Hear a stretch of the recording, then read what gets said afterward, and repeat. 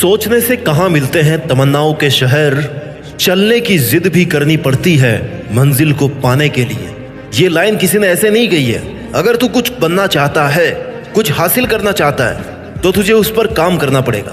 तेरे सोचने से और सिर्फ प्लान बनाने से वो काम कभी पूरा नहीं होगा।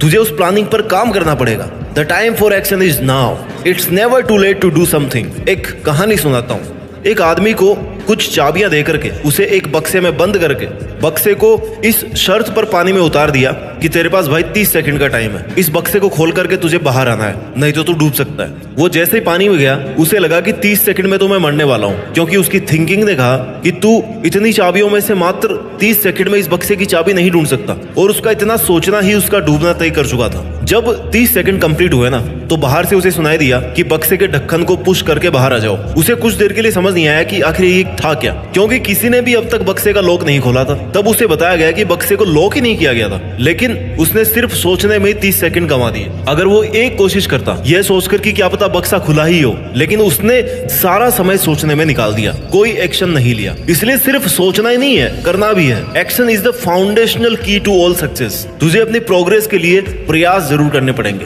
कंप्लीशन अपने आप मिल जाएगा। तू ये एक बात हमेशा से जानता है कि सितारे कभी भी बिना अंधेरे के नहीं चमकते, तो फिर तूने ऐसा कैसे सोच लिया? तेरे बिना कुछ किए तेरी किस्मत कैसे चमकेगी? तुझे बहुत मुसीबतों